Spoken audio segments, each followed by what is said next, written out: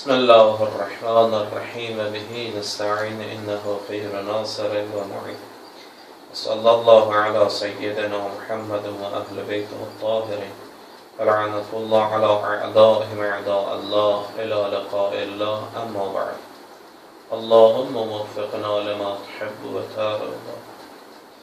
Allah'ın lütfu inayetiyle bu günləri əqaidin 56-cı dərsində bizim bəhsimiz inşallah imamət mövzusunda o ismətlə əqli dəlil və məsum olmalıdır. Qurandan dəlillərə işarə vurduq və Quranda bunun haqqında çoxdur dəlillər.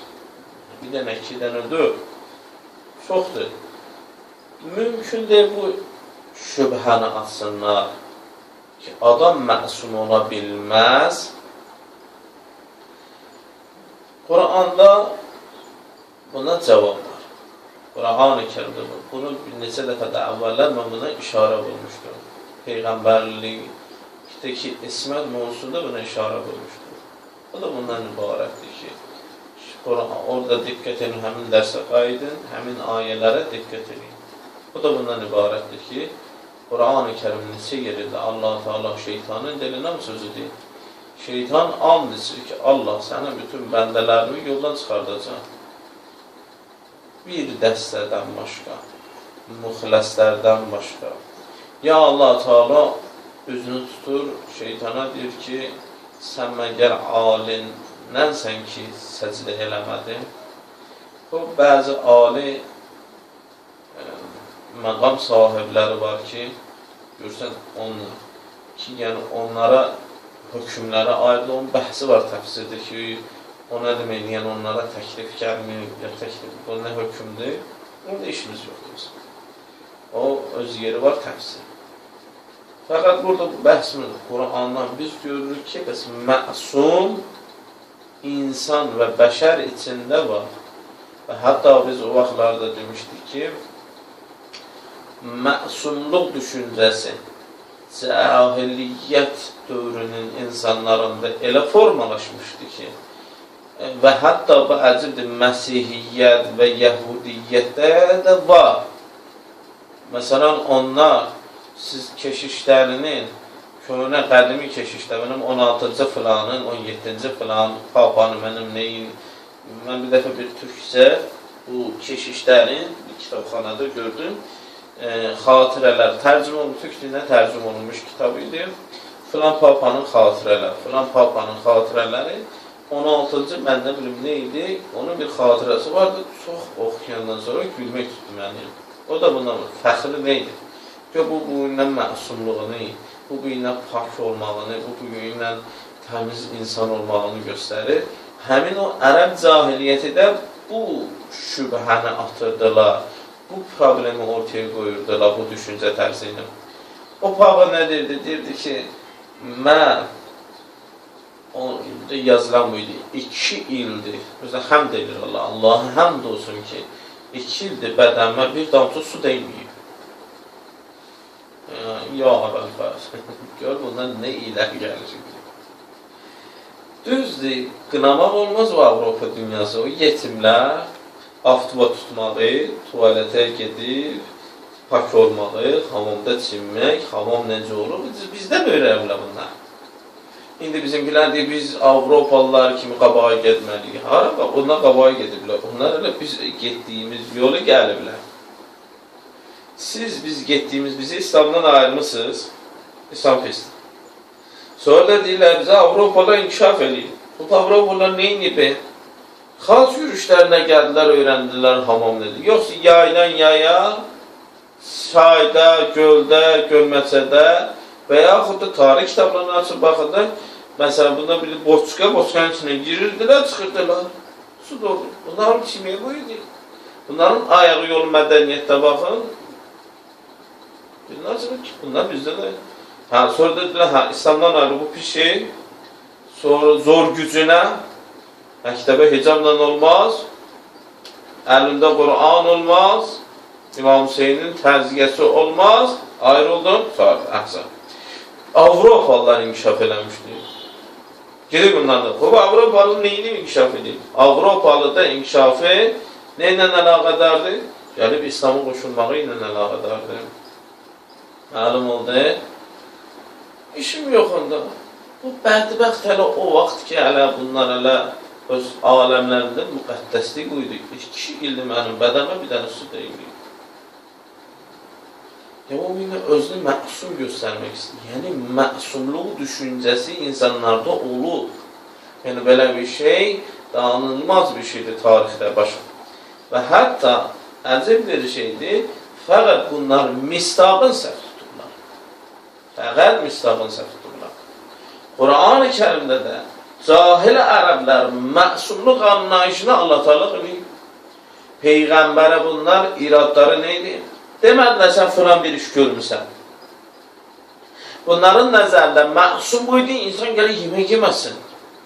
Dünyanın əzələ heç bir şeyini istifadə eləməsin. Tərki dünya, zahid.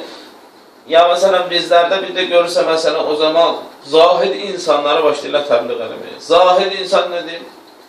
Məsələn, zahidliyin heç mənasıdır. Bir dənə özlərindən zahidlik sözü üçün məna düzəldirlər, bir dənə mistaq düzəldirlər, yəni cəmaatda yalandan göyə dağa çəkilən zahiddir. Xeyr, İslamda belə bir məntiqimiz yoxdur bizim. O rahibdir. Zahid başqa şeydir, rahib başqa şey. O rahibdir.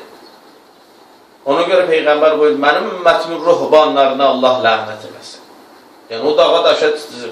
Cəmiyyətdən ayrı, özünün xüsusi evdən bayıra çıxmasın, cəmiyyətin işlə qarışmasın, cəmiyyətin xeyri üçün əlindən gələnə eləməyənlərə Peyğəmbər buyurur, Allahın lənəti olsun bunlara. Məlum oldu. İndi diqqət edin. İslam gəlib Peyğəmbərə nə dedi? Bunlar həmin ruhbaniyyətdir. Yəni nə?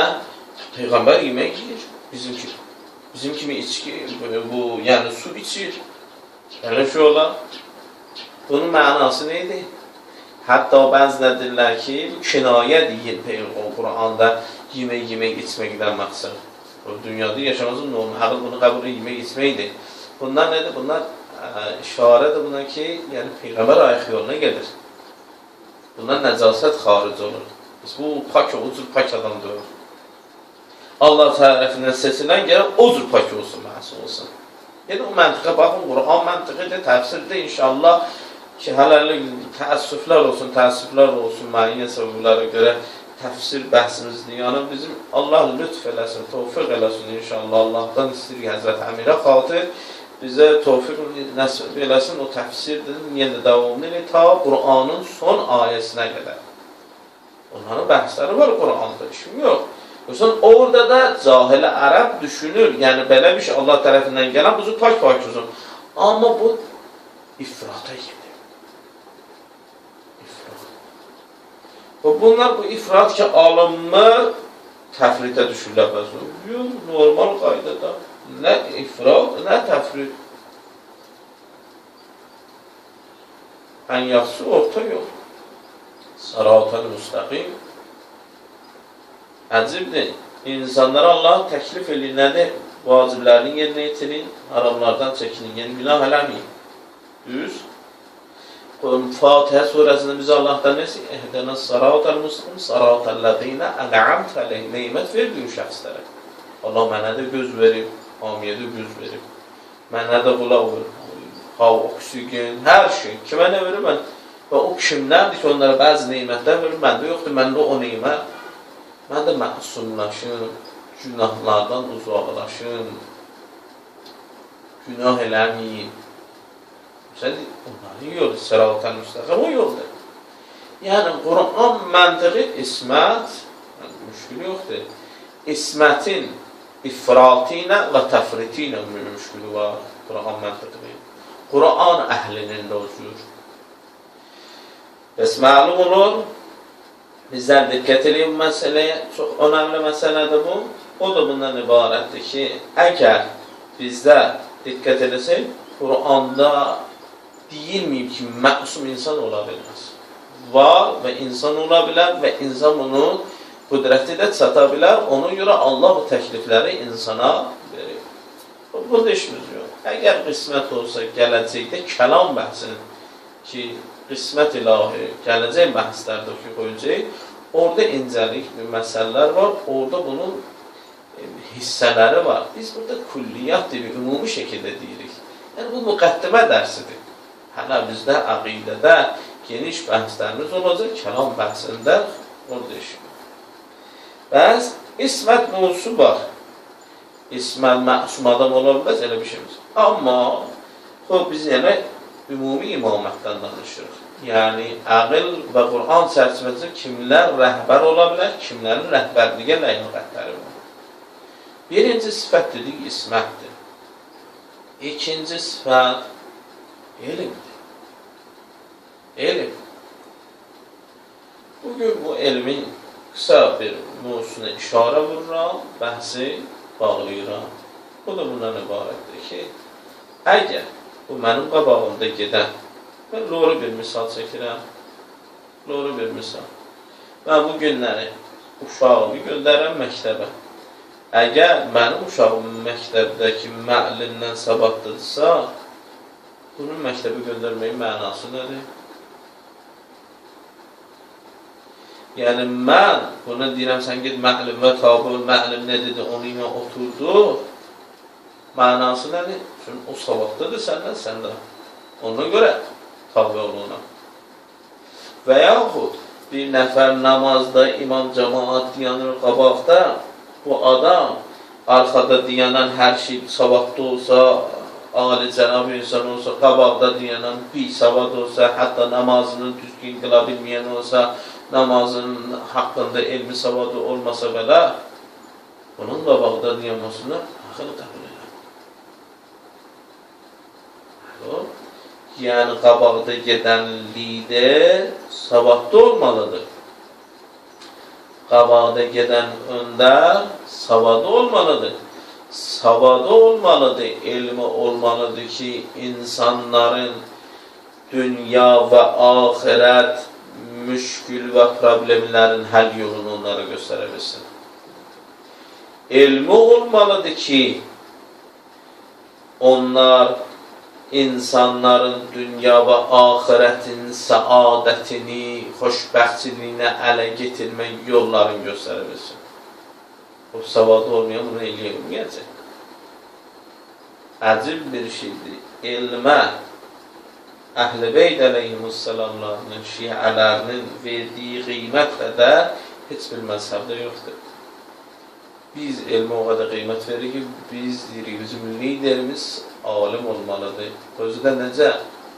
Hamıdan ələm olmalıdır. Əcibdir. Mərcəiyyət məsələsinə diqqət edin. Mərcəiyyət məsələsini təqliddə ələmi seçin. Ən savadlısı. Amma başqa məzhəblərə diqqət elədikdə bu ünvan, bu ünsür elə də gözə çarpmır. Xəlifə alim də ola bilər, xəlifə cahil də ola bilər. Mən filan alim, mənim məzhəbimə görə alim də qəbul edirəm. Və o bir alimin qabağında elmin zəifdir. Onun qabağında ona cavab verə bilmir. Mənim məzhəbimə qutardır. Yəni, kör təbii, təəssübkeş. Şey məzhəbində belə bir şey yox. Öndər, lider, qabaqda gedən. Ona görə imam cəmaatda savad, bizə deyil, savadlı insana iqtida eləmək daha müstəhəmdir, savab. İmam və müştəhidlərdə bizə bu məsələ fəqihlərdə bu qeyd olur. İmamət mövzusundakı %100'dir. Bu nə ağıl deyir? Əgər mən bir dənə həkimin yanına gedirəmsə, mən həkimdən çox bilirəm, dərdim nədir? Mən onun qapısından geçsəm, onun da elə savad olmasa, mən nə düşk etmişəm onun qapısına. Bunu özüm üçün liderimə seçirəm ki, mən bundan üstünəm elm cəhətində. Və burada son sözüm də bundan ibarətdir ki, əgər bizdə tarix kitablarına diqqət eləsək, bu cümləni görürük. O cümlə nədən ibarətdir? O cümlə bundan ibarətdir ki, hətta Yahuda alimləri gəlib İslam Peyğəmbərindən sonra əcibdir, ikinci xəlifənin zamanında ikinci xəlifəyə suallar verirlər. və ikinci xəlifə sualların qabağında çox zaman aciz qalır, göndərir Həzrət Əmirin qapısına. Və elə ona görə də əcibdir, Əhl-i Sünnət mənbələrində də var ki, ikinci xəlifə tarixdə 70'ə yaxın sayıblar ki, deyib, Ləula Aliyyun ləhələkəl Ömər. Əgər Əli olmasıydı, Ömər həlak olmuş. Bunun sənədləri var, işimiz yoxdur bundan. İndi yaxşı, niyə gedirlər xəlifə qapısına? Çünki bu Peyğəmbərin xəlifəsidir. Bizlərin bir problemimiz olanda Peyğəmbər qapısına gedirdik. İndi Peyğəmbərdən sonra kimin qapısına gedirdik? Onun yerinə gələnin qapısına gedərlər. Bu bilməyəndən sonra dərdini kimə desin? Kim istəsə imam olacaq, kim istəsə xəlifə ola bilər.